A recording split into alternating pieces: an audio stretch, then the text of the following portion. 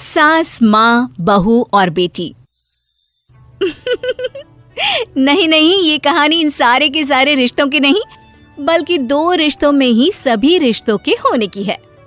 अरे बहू, मेरे और तेरे ससुर जी की रोटी मत बनाना, मैं बना लूंगी, दिन तक ठंडी हो जाती है। बहू जो कि एक वर्किंग लेडी थी। नहीं नहीं माँ जी, मैं अच्छे से कपड़े में लपेट देती हूँ ना, आप क्यों मेहनत करेंगी, माइक्रोवेव में गर्म कर लेना। अरे नहीं बहू, मेहनत मत कर, वैसे भी ऑफिस में कम मेहनत होती है क्या, जा रहने दे। लेकिन बहू मानती नहीं, वो सास ससुर की रोटी बना कर ही जाती है। दोपहर में खाने के वक्त ससुर जी कहते हैं, अरे बहू को रोटी बनाने के लिए क्यों मना कर दिया, क्या हो गया, ठंडा ही तो खाते आए हम लोग हमेशा से। अरे वो क्या है ना, सुबह ऑफिस जाती है, घर का सारा काम करने में वक्त लग जाता है, अरे थकती है वो अलग, तो मैंने सोचा बहाने से ही थोड़ा कम काम करवाऊं। ससुर मुस्कुरा रहे होते हैं। यह तो अच्छा है, बहू को समझना जरूरी है। वक्त बीत रहा था, घर में सब खुश थे कि एक दिन, माँ जी आप शाम को थोड़ा टहलने निकला करें, घर पर रह रहकर हड्डियां जाम होती है, पापा को भी ले जाया करिए, मैं वक्त पर तो आ जाती हूँ। बहू ठीक 5 बजे ऑफिस से घर आ जाती है, फिर चाय नाश्ता बनाकर सास ससुर के साथ बैठती, उन लोगों को सारा दिन का हाल बताती। रात को पति घर आता है। क्या बात है बेटा, ऑफिस से आकर कभी हम लोगों के साथ भी बैठा कर। अरे माँ, दिन रात काम करके मन ही नहीं करता, अगले दिन की फिर तैयारी होती है, आप और पापा ही कमरे में आ जाओ।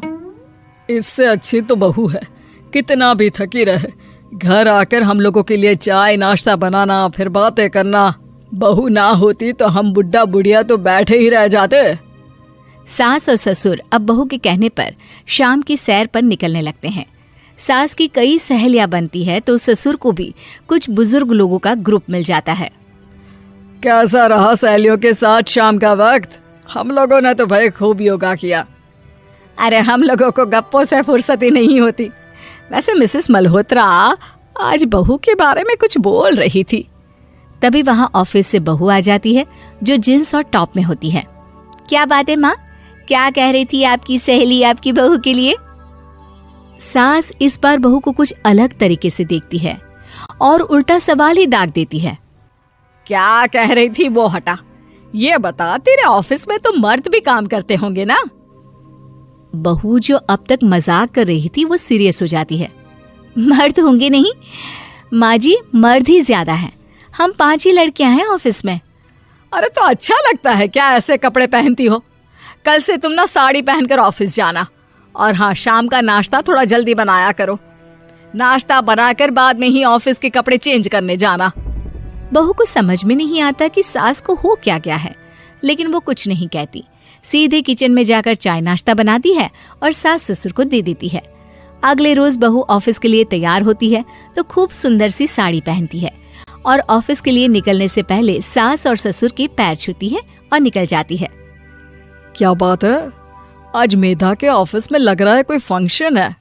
अच्छा, पता नहीं, मुझे तो बताया नहीं, वैसे तो सारी बात करती रहती है। अरे देखा नहीं कैसे साड़ी पहनकर जा रही थी?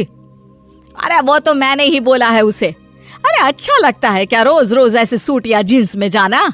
बहू हो, बहू बनकर रहो। और आप भी ना मेधा मेधा मत किया करिए, बहू बोला करिए, सर पर चढ़ जाएगी तो दिक्कत हो जाएगी।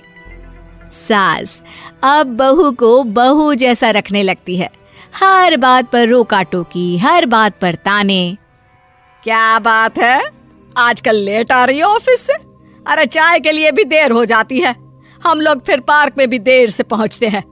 सभी की बहुएं वक्त से चाय नाश्ता करा देती है अपने सास ससुर को, बस एक तू ही है जो उस वक्त ऑफिस से निकलती है।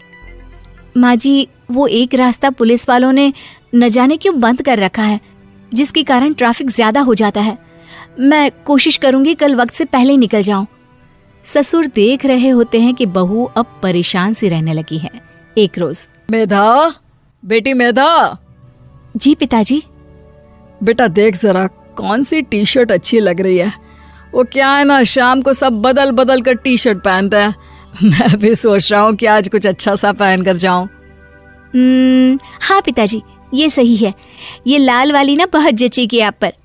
मेरे पापा पर भी डार्क रंग बहुत जचता है। क्या चल रहा है? अरे ससुर के सामने घूंघट तो छोड़ो, ऊपर से रंग बताया जा रहा है टी शर्ट का। अरे बहू, कोई संस्कार दिए नहीं है क्या तेरी माँ ने? बहू इस बार बहुत निराश हो जाती है। वो वहां से तुरंत अपने कमरे में चली जाती है। अब बहू घर का सारा काम करती, ऑफिस जाती, लेकिन साड़ी और सर पर पल्ला लेकर। एक बार पड़ोसन उनके घर आती है। वाह सुमित्रा बहन, बहू का तो रूप ही बदल दिया।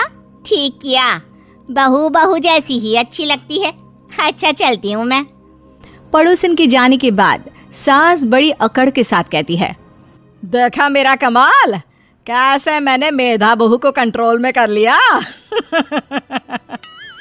अब बारी ससुर के बोलने की थी। हाँ सुमित्रा, बिल्कुल ये काम तो किया है तुमने, लेकिन कभी सोचा क्या खो दिया? क्या खो दिया? मैंने तो कुछ नहीं खोया जी। खोया है, पहले बहू जब ऑफिस जाती तुम्हारे पैर छूकर तुम्हें गले लगाती, लेकिन अब सिर्फ पैर छूती है। हाँ जी, ये बात तो आप ठीक बोल रहे हैं। पहले घंटों हम लोगों से बात करती, कमरे में ना जाती, ऑफिस से आते ही खुद की चाय, खाना, नाश्ता सब हम लोगों के साथ करती, सारी बात बताती। लेकिन क्या तुम्हें पता है, बहू की तबीयत खराब चल रही है, वो माँ बनने वाली है। ये बात मुझे बेटे ने बताई कि तुम्हें बता दूं। अब सास की आंख में आंसू थे। वो समझ गई थी कि लोगों के कहने में आकर उसने क्या खो दिया। शाम को बहू घर आती है तो माँ किचन में पकोड़े तल रही होती है। अरे माँ जी, आप रहने दीजिए ना, मैं आ तो रही थी। अरे नहीं, जा तू चेंज कर ले, मैं नाश्ता और चाय टेबल पर ही लगा रही हूँ मेधा। सास के मुंह से अपना नाम सुनकर बहू को बहुत अच्छा लगता है। माँ जी, कोई गलती हो गई है क्या? मेरे होते हुए आप काम करें, ये ठीक नहीं है। संस्कारी और समझदार बहू सास को माँ समझती है, लेकिन सास की बेवकूफी उसे सास ही बनाकर रखती है। बहू, मुझे भी थोड़े संस्कार और समझदार बनने का मौका दे, जिससे मैं भी बहू नहीं बेटी को देखूं तुझ में। और हाँ, मेरा होने वाला पोता क्या कहेगा कि दादी ने तो मेरी माँ को बहुत परेशान किया। बहू सास को गले लगा लेती है।